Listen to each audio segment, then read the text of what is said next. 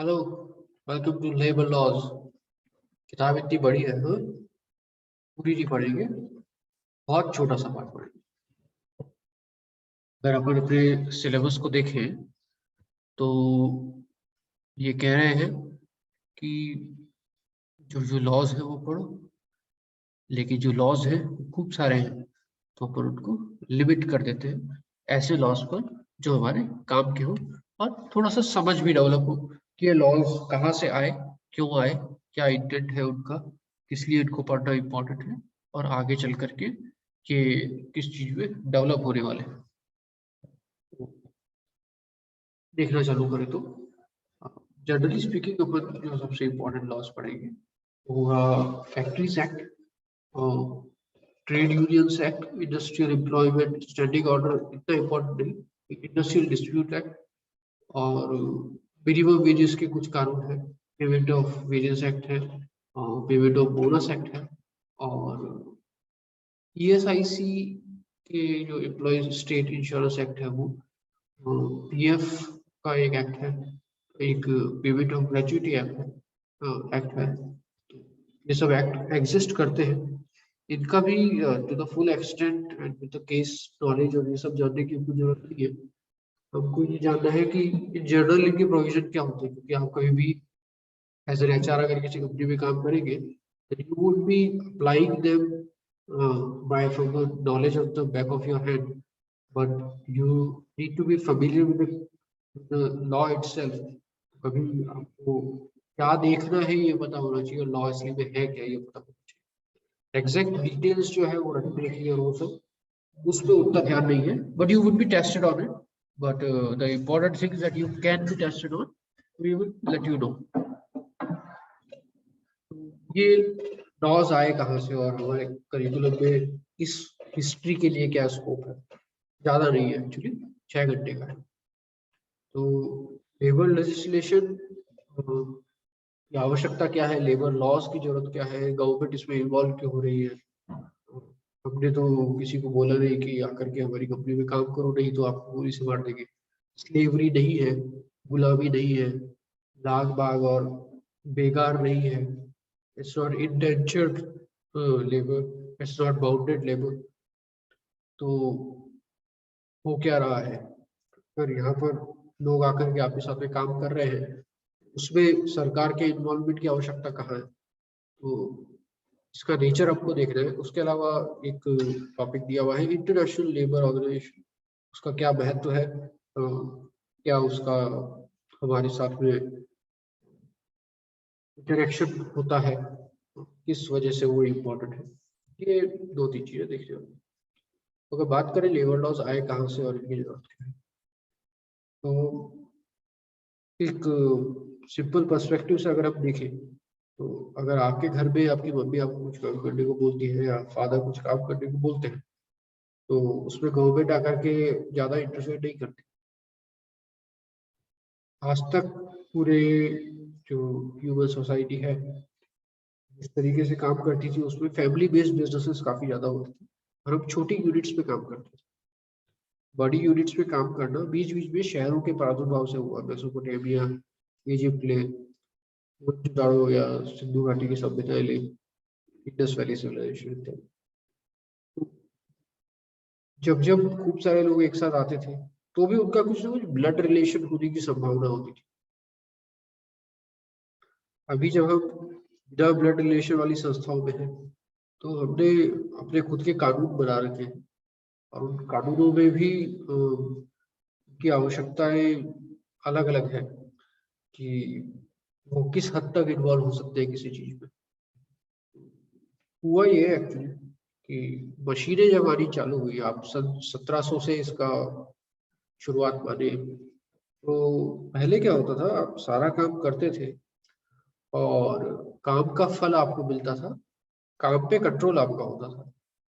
मैं अगर एक कुर्सी बना रहा हूँ तो ऑर्डर आया मेरे पास में, मैंने कुर्सी बनाना चालू किया, कुर्सी बना रहा हूँ, तभी कोई दूसरा व्यक्ति आया और उसने मेरे को कुर्सी के लिए एक ऑर्डर दिया, मैंने उसको रिकॉर्ड किया, पिछले वाले से पेमेंट ले रहा हूँ, आगे वाले से एडवांस लिया मैंने, तो उससे बिजनेस डीलिंग भी मैं कर रहा हूँ, कस्टमर और प्रोडक्शन के बीच में कोई तीसरा व्यक्ति नहीं है। और अगर मेरे पास कोई धंधे की कमी है तो मैं खुद ही अपने सारे आरी इत्यादि उठा करके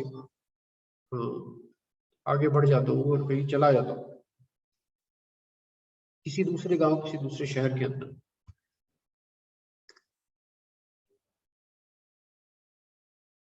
तो जो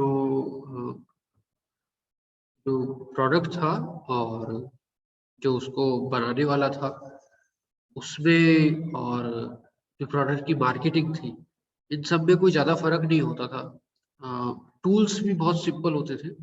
जैसे फैक्ट्री के लिए एक बड़ी मशीन चाहिए, वही लकड़ी से उसको कुर्सी में बदलने के लिए सिर्फ एक आरी चाहिए आपको, एक कुल्हाड़ी चाहिए जिससे आप लकड़ी ला सको, लेकिन वो लकड़ी काटने वाले का काम है। अपने सोर्सेज जो है वो छोटे हैं, एक कील वाला है जिससे आपने कील खरीदी। तो हर जगह टूल्स सिंपल है, हर जगह प्रोडक्शन सिंपल है, वो काफ़ी लाइट है और आप उसको हर जगह ले जा सकते हो। there is some dignity to the work, there is some artistry to the work।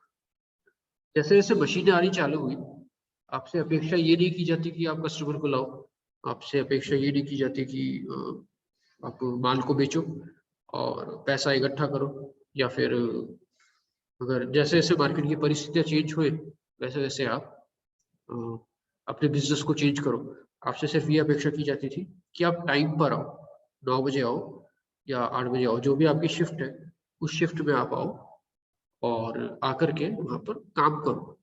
काम में भी क्या, एक कन्वेयर बेल्ट है, वहां से जो आपके पास में माल आया, अगर मान लिया आपको कार की कंपनी में आप काम कर रहे हो और आपको एक पहिया लगाना है, उस पहिए में आप सिर्फ स्क्रू लगाओ। एक पहिया आएगा, उसमें स्क्रू लगाया, दूसरा पहिया स्क्रू लगाया, तीसरा स्क्रू लगाया। दिन भर आपका काम सिर्फ यही है कि आपको स्क्रू ही लगाना है।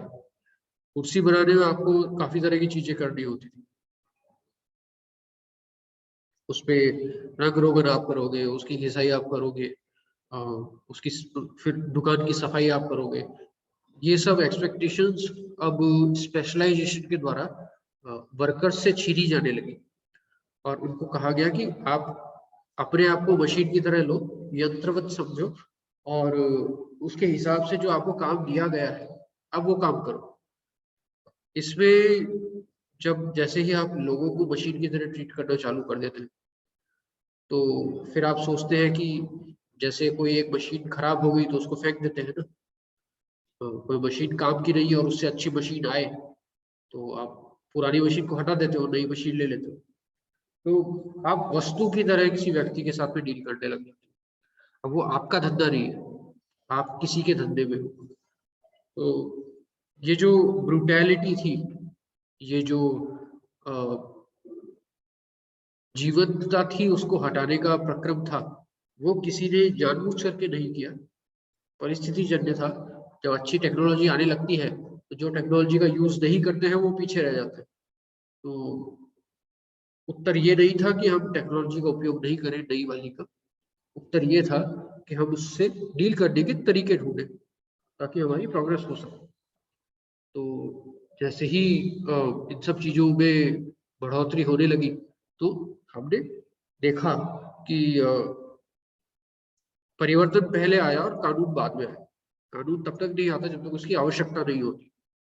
तो जब लेबर के साथ में समस्या आनी चालू हुई, लेबर की समस्याओं को लोगों ने नोटिस करना चालू किया और सोचा कि किस तरह से हम ऐसा कानून बना सके जिससे हर कोई बच सके।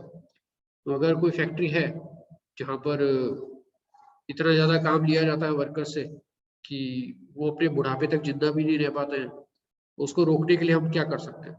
क्योंकि अब यहाँ पर जैसे ही हम लॉ का डिस्कशन करते हैं वैसे ही गवर्नमेंट का डिस्कशन भी आ जाता है। तो एक गवर्नमेंट का उद्देश्य क्या होना चाहिए? जिस समय ये कानून बन रहे थे उस समय काफी क्लियर था कि गवर्नमेंट का उद्देश्य क्या होना चाहिए। गवर्नमेंट का उद्देश्य था सालास पॉपुलाई सुप्रीमा लेक्स। ये लिखा हुआ नहीं था लेकिन हर कोई इसको मानता था कि जनता की जो हेल्थ है वही सरकार का या फिर जो भी राजा है उसका सर्वोच्च लक्ष्य है। आजकल हो गया है कि जनता की जो लग्जरी है वही सबसे बड़ा लक्ष्य है। तो आपके घर में कितनी फ्रिज है, कितना वॉशिंग मशीन है, आप कार कौन सी चला रहे हैं, बाइक कौन सी चला रहे हैं, उसकी कीमत क्या है, तो अगर आप माप सकते हैं और वो पैसे में ज्यादा है तो उस अंक को, उस नंबर को आप जब तक जितना बढ़ा सकते हैं तो आपको सक्सेसफुल कहा जाएगा या आपकी गवर्नमेंट को सक्सेसफुल कहा जाएगा। इसलिए हम आजकल जीडीपी जैसी चीजें यूज में लेते हैं। लेकिन अब धीरे धीरे वो ट्रेंड खत्म हो रहा है क्योंकि हम सिर्फ मशीनों की जगह अब हम अच्छी सर्विसेज और अच्छी क्वालिटी की सर्विसेज की डिमांड करने लगे हैं। हमको सिर्फ ज्यादा वॉशिंग मशीन नहीं चाहिए, हमको अच्छी चलने वाली वॉशिंग मशीन चाहिए। हमको सिर्फ टाइम पर चीजें नहीं चाहिए, हमको क्वालिटी की चीजें चाहिए। तो मशीनों से पहले वाली दुनिया में हमको सामग्री की कमी पड़ती थी, मशीन आने के बाद में सामग्रियां बढ़ने लगी। अब हमको सामग्री में क्वालिटी चाहिए और हमको सामग्री अपने हिसाब से चाहिए। जैसे जैसे पर्सनलाइजेशन की तरफ हम जा रहे हैं, जैसा कि पर्सनलाइजेशन हम उस बढ़ई को कह सकते थे कि ये कुर्सी थोड़ी ऊंची बनाना, इसका हैंडल इस तरह से करना, इस तरह का कस्टमाइजेशन जो होता है वो कस्टमाइजेशन अब वापस आ रहा है क्योंकि मार्केट और ज्यादा नैरो से नैरो होता जा रहा है। तो इस तरह से लेबर प्रैक्टिसेस जो है वो भी चेंज होगी। तो अब जैसे गवर्नमेंट हर जगह जीडीपी उपयोग में लेती है और उसके नंबर हर जगह रिपोर्ट में लिए जाते हैं, अब एक नया आया है कि ह्यूमन डेवलपमेंट इंडेक्स या ह्यूमन हैप्पीनेस इंडेक्स, जो आपने सुना होगा। तो लोग कितने खुश हैं ये भी मापने की कोशिश की जाती है। धीरे धीरे ट्रेंड बढ़ेगा और अच्छा भी है क्योंकि हम वापस पुराने लक्ष्य पर जा रहे हैं कि लोगों की हेल्थ जो है वो सबसे ज्यादा इम्पोर्टेंट है। हेल्थ की परिभाषा लेबर लॉज में भी अगर हम देखें तो ये ली गई है कि सिर्फ फिजिकल हेल्थ नहीं, मेंटल हेल्थ होती है, वो भी हेल्थ की परिभाषा में आती है। तो जैसे जैसे हम आगे बढ़ेंगे कोर्स में हमको अलग अलग कानून पता चलेंगे और कानूनों के पीछे का जो कारण है वो पता होना चाहिए, क्योंकि उसमें लिखा होगा इतने घंटे ही काम करा सकते हो, यही करा सकते हो, वही करा सकते हो। ये सब चीजें हवा में नहीं लिखी गई।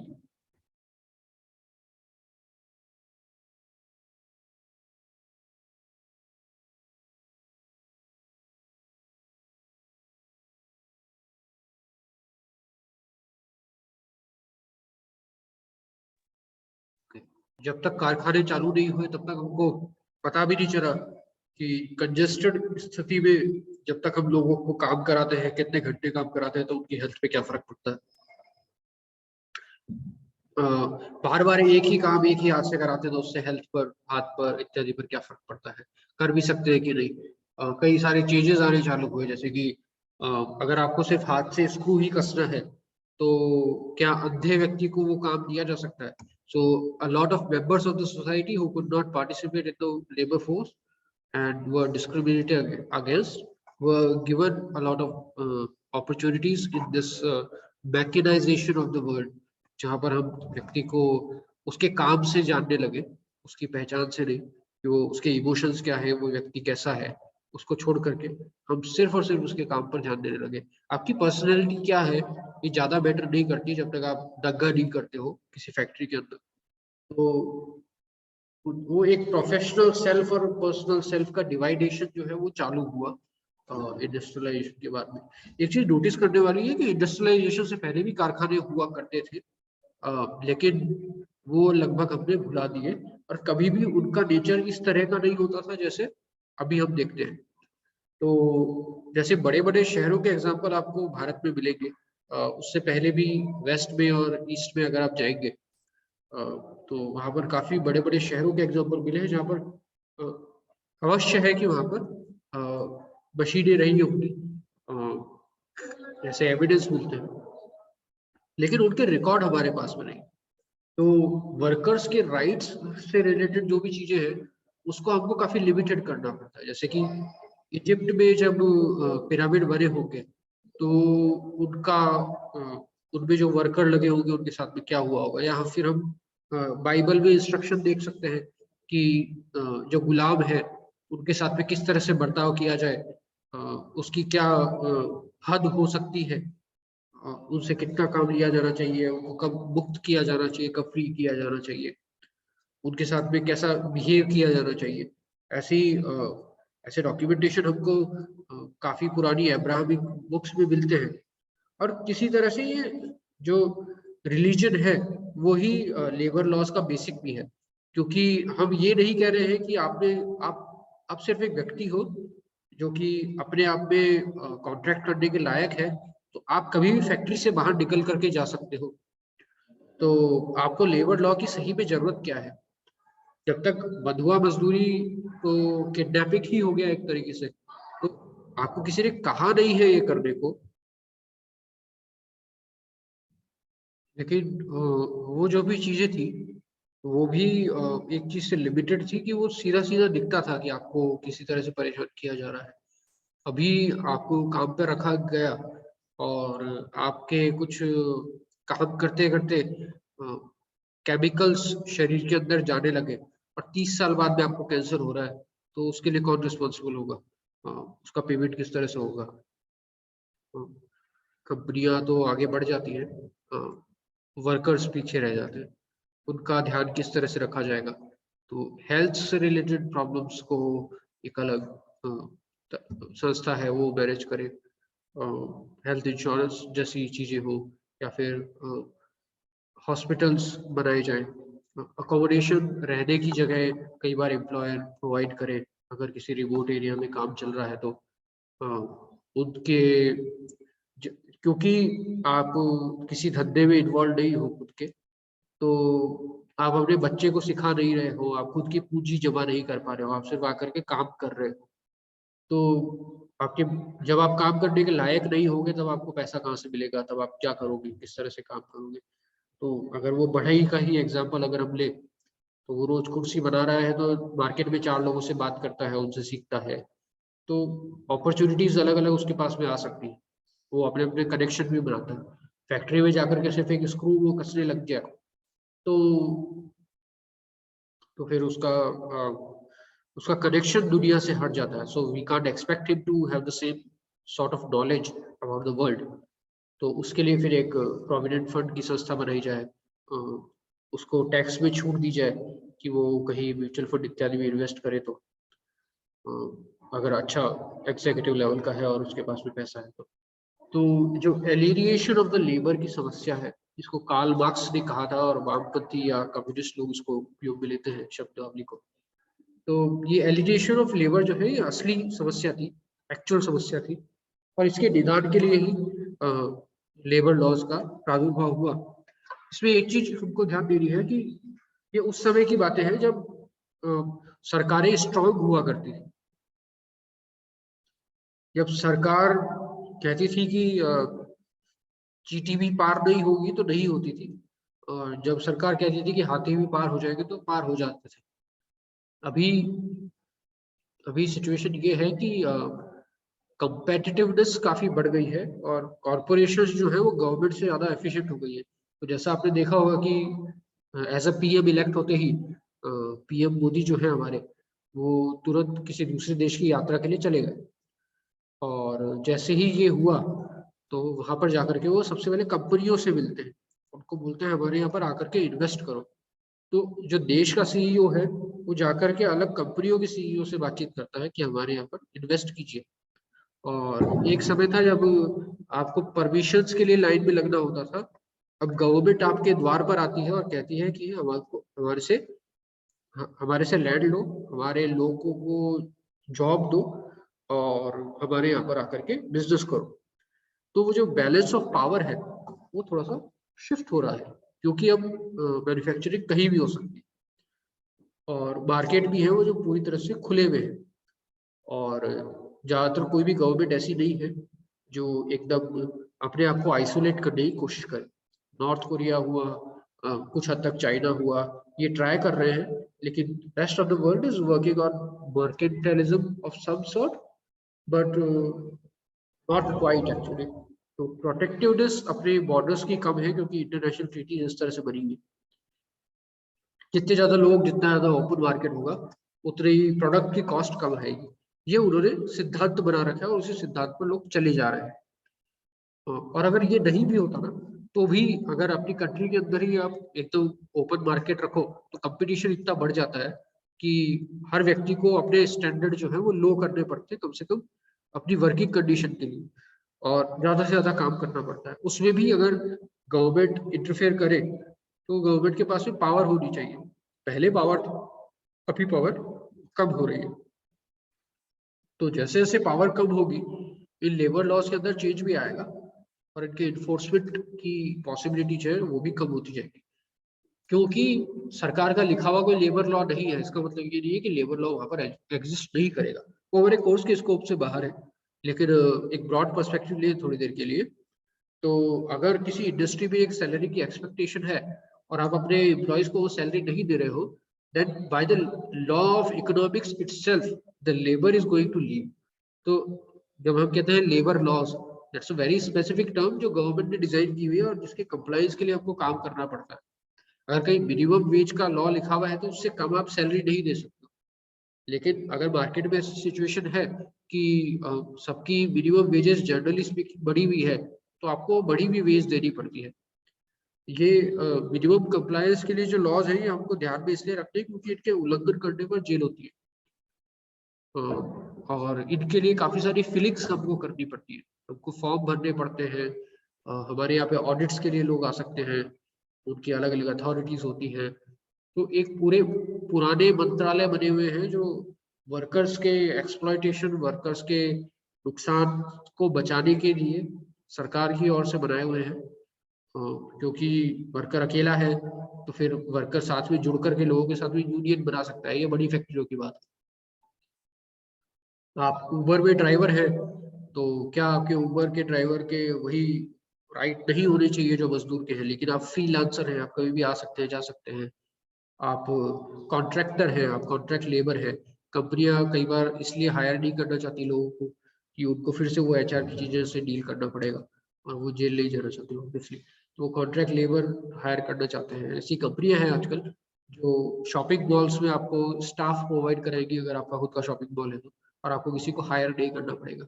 उन्हीं कंपनी को बोलो कि हमको इतने लोग भेजो जो कि ट्रेंड हो, कम से कम दक्ष हो। कंपनीज के नाम अभी याद नहीं आ रहे हैं लेकिन एक काफी अच्छी कंपनी है।